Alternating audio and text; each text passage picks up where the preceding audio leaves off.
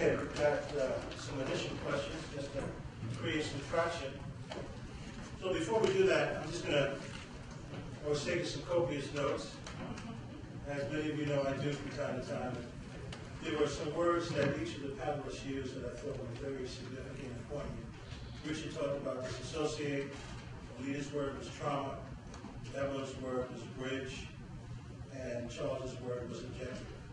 So I think we'll loop back to those concepts in just a couple of minutes. All right, so here's the first question. Cite one word that describes your reaction to the incidents, Florida, Missouri, New York, Little Rock, including the 2 New York City police officers being murdered. Thank you, Dean Albanese. Appreciate that. Okay, so we'll start with Richard. Just one word, if you could, to, in council, we realize that's a difficult chore. Yeah, no, I mean, to me, it's the obvious word. It's tragic. It's self-destructive tragedy. Okay. All right. Yes, Onida, one word? I'm sticking with my word. Trauma. Traumatic. Traumatic. Okay. Evelyne? One word. Explosive. Explosive. And Charles? Frustration. Frustration. Okay. So here's another question, and then we'll go to the audience. What level of responsibility do we each have to do what's in our power to reduce these incidents? In other words, if we had to codify and embrace our level of responsibility, just from our lens, the 4 of you up here with me, what responsibility do we have individually? And Richard, we'll start with you. Well, I think the responsibility is to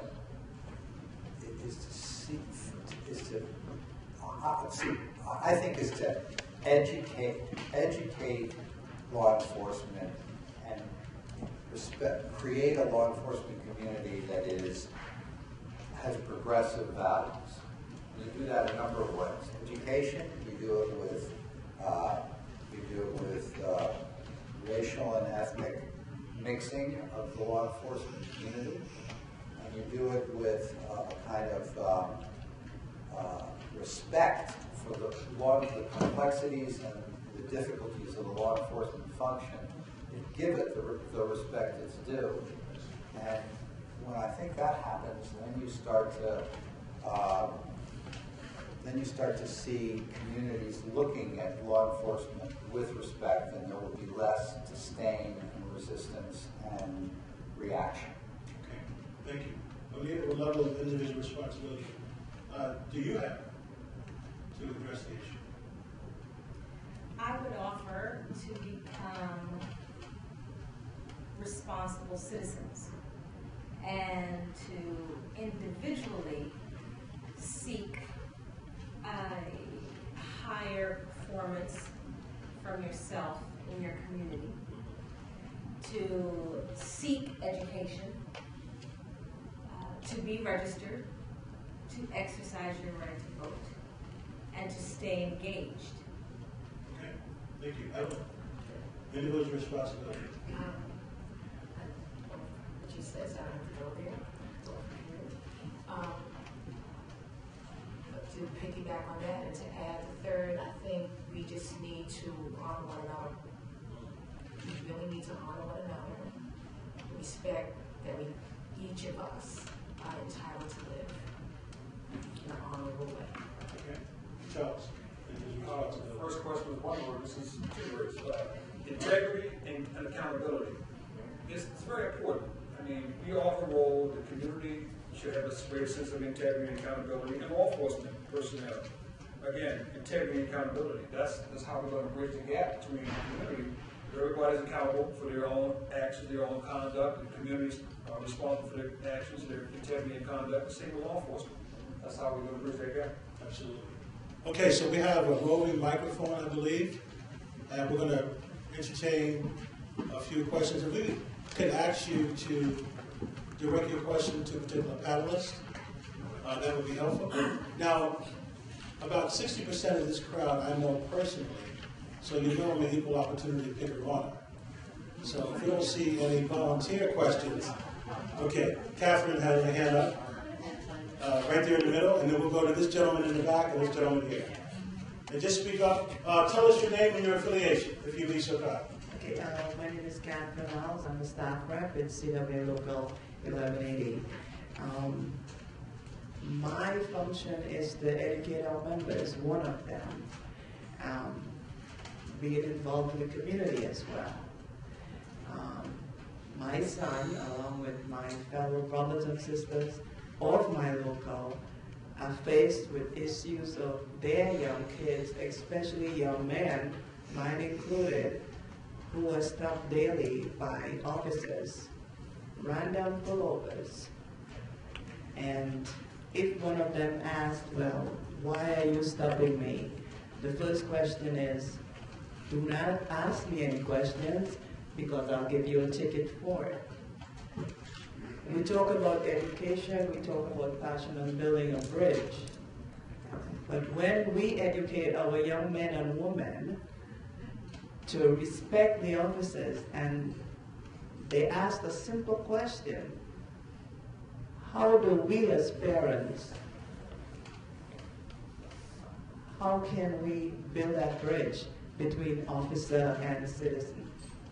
It's a great question. First, a statement. I was waiting for there to be a question in there, but I love the statement, Catherine. You know, you and I know each other. Okay, so who'd like to try to answer that? Okay, Richard? Well, I can tell you that the stop and frisk era, which has been probably much more than just recent years, although it's taken a very prominent role in recent years, and it's probably more than any other single issue responsible for the election of Bill de Blasio, the current mayor. And that speaks in some ways to the fact of the power of the vote to address the specific issues of families who have young men in them who are treated in this disrespectful way. Stop and frisk era was one of the most corrosive periods in New York history because people, primarily of color and young men, were marginalized and disrespected in this way as a matter of policy. That isn't going to go away quickly. It's starting to go away, but it isn't going to go away quickly. In the end, I know, as a practical matter, both through the agency that I'm working in, the Sustained Complaint Review Board, that it was a major focus of my predecessors, and it's a major focus of what we do now. And more importantly, it is a major focus of this New York City Police Department to try to turn that giant ship that was doing all that on a regular basis as a matter of policy into a more humane, respectful institution that does that in a way where officers are not afraid to be asked questions and do not have to feel so insecure that they have to be nasty when they are simply asked a respectful question. So all I can tell you is that it is a terrible legacy of a long period of insecurity on the part of the police. It was not responsible for the crime decline. There were many other things that were responsible, as has been proven last year, with much less stop and frisk and still the lowest crime in the city. But there was this mythology that it was necessary to stop crime. And we're very hopeful that policing with respect can be the new order of things. But I'm not necessarily confident. I'm not necessarily pretending that it's going to be better. How much better is still up in the air. Anyone else? Thanks, Richard. Stop the press. Here's with education. So everything you said, besides the fact that they're weeding this out, but it's also, I think behind this is, you need to be real too, is power, obviously, and education. And again, stopping an individual and treating them in a harassing way and overly, overly aggressive. And also, I think it has to do with, all also has to do with our police officers in terms of fear of who they're stopping or power that they're projecting onto another human being, and feeling that I can treat you in a particular way and you should just be quiet. And also understanding, just putting out here, I understand this because I have a son, and that's the first thing that you teach them, is everyone knows that, okay, if you're being stopped, don't say anything. And that's how it is, or keep your hands that you can see open. If you're going to go to the glove department to get your, say I'm going to go do it, and do that very slowly. However, you know, even though with all of those things said, there's been many times that I've been comfortable for myself going to work, coming back from work in uniform, and being stopped. And going to work, and then by the time I get to work, my lieutenant or captain standing there and saying, so what happened in such and such a location? It's like, oh, this kind of time. Or I was just on the road coming to work, and I would get pulled over. And it was something that I used to go to when they bring out your ID and everything else, and they call you at the department to see if you really work here. And it's like, so I never share that with anyone because I felt embarrassed, and also would never share that with other individuals because I didn't want for them to feel any worse than they do about sometimes law enforcement. But then other officers just couldn't understand, like, are you serious with that? I mean, are you sitting here, you're in uniform, you better lay a joint. And sometimes I would have my gun too. Sitting in the seat, my belt's over there, and it's like, really? And so to understand that these are things that sometimes people in civilians feel that it only happens to them, but it doesn't, okay? Because you're here in New York, you see it happens to detectives or people that are undercover, people of color. These things happen. So it's good when things come to the light and we can discuss them. So when you can bring things to the light, as my mother and father always said, what's done in the dark is going to come to the light. And when things come to the light and we can have a conversation about it, then we can have a change. And it doesn't just change for the people who are in the street, which is important for it to change for people in neighborhoods because they're powerless many times. But it also has to change when you talk about the blue line and stuff, and people say you got the blue line, this, that, and other. That doesn't go for everybody, okay? And sometimes even when you are an officer, you have to stand up and say what you need to say when things are incorrect, just like you should do in life. So things like ethical, we need to have ethical behavior. We have moral obligations. And when I say we need to be passionate, when you carry a badge and a gun, it's something that you need to do it with utmost respect for the job that you're performing, for the city and town that you're working for. Okay, Onida and Charles, and we'll get to the next question.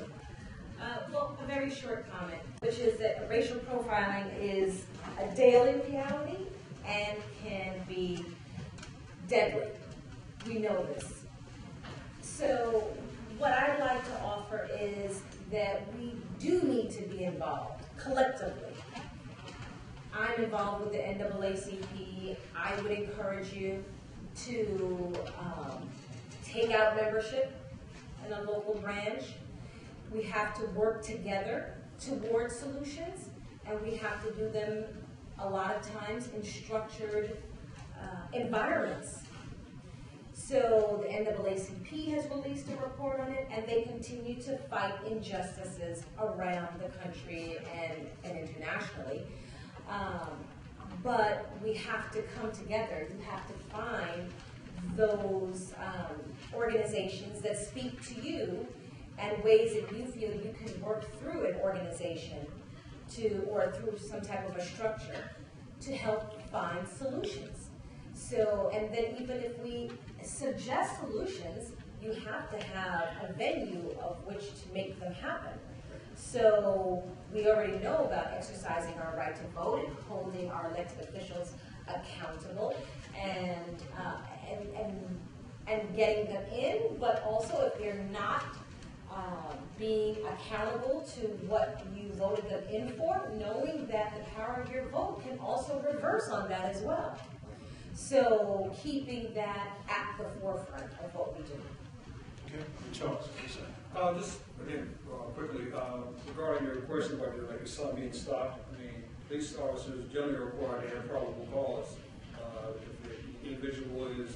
in a high crime area, or there's some suspicion or reasonable doubt or probable cause the crime has been committed.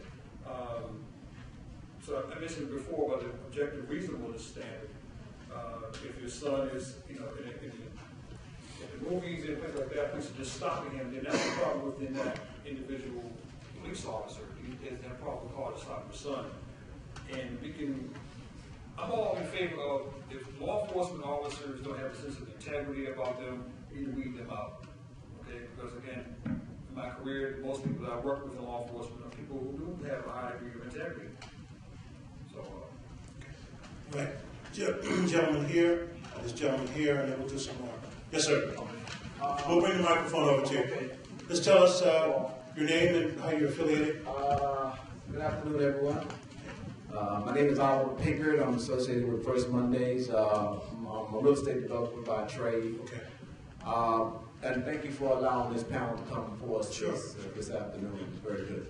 My question is a question that I've been grappling with for quite some time, and maybe there's some other people in the audience that may have been grappling with it too. I want to try to get an understanding. I know there's former police officers on the stage as well as an attorney. So any one of you may be able to answer this question for me.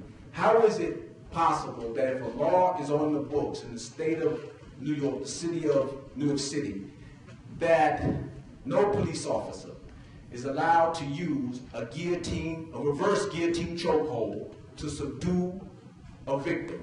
That law's on the book. How is it that a police officer can use that chokehold, subdue someone, cause that person's death, and be exonerated for that action? Okay, I'll turn to the panel. Who'd like to tackle that one? I will take that. Okay, Charles. What's your name, sir? Oliver, as you mentioned, in my 33-year career, chokeholds, strikes to the head are all tactics that are not, that are illegal, that are not used in law enforcement agencies. That became a legal matter regarding the Eric Garner situation.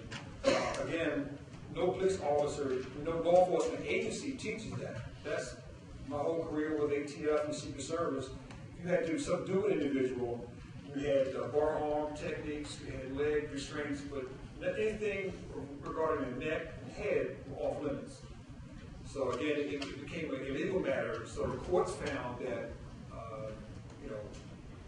in that situation, that the courts found differently. So, but again, those are illegal tactics. That police officer could have been subject to legal action himself, but it just didn't happen that way. So, but it's not taught, it's not trained, it's not part of any law enforcement agency that I've been associated with or know about. Anyone else? Richard? Yeah, we did a very significant, I think, major study of chokeholds in the New York City Police Force, essentially going back into the late 90s through the recent times that was stimulated by the Garner death. I can't talk about the Garner situation specifically because we have a case, there are complaints about Garner in front of the CCRB, so those complaints may come up, and I can't talk about the Garner case itself. But what I can tell you is that in 1995, a chief of the police department named John Timoney promulgated a rule. It is not. It's funny. It's not a law. There's no criminal penalty. It's not a criminal law, but it's a law in the sense that there's a rule inside the police department that prohibits any touching of the neck which can inhibit breathing, which may inhibit breathing. The key word is may. So it was a prophylactic rule. It was a flat rule. You cannot touch the neck because it may inhibit breathing. What happened was there are a lot of situations in the hurly-burly of the arrest and resistance and also in whether demonstrations and other situations where police officers would in fact end up putting some kind of hold on someone which touched the neck. And often it was in situations where they were threatened or that it appeared that the police officer was doing an appropriate thing and wasn't trying to choke the person and didn't in fact choke the person, but it was technically under that rule a chokehold. So what happened is during the disciplinary process, during the 2000s, mid-2000s, 2005, 2006, 2007, there were a bunch of allegations of chokeholds which went into the police disciplinary process. And there's a trial room there in the police department where they prosecute misconduct cases against police officers. And the judges started excusing those cases because they felt sympathy for the viewed it as a mistake or incidental. They said they didn't inhibit breathing. And so what they did is they watered down the rule as a practical matter. So the disciplinary people, both at the CCRB, where I am now, but wasn't then, and the disciplinary people in the police department started not to enforce the rule because they were following these decisions. And no police officers weren't charged, even though there were many allegations that came through the CCRB of improper touching of the neck. And then the Garner case happened. And now the whole thing is being looked at again. But the problem is that the rule became degraded. The rule lost its effect on the police department. And it was being violated on a regular basis without the consequences that happened in Garner. Whether or not it happened there, I'm not going to say because I'm not allowed to or show any regulation one way or the other. But without any allegation of, without any severe consequences. So then you have a case where there is this allegation and it's a severe consequence, and the whole thing gets put back into stark focus like it was in the mid-90s.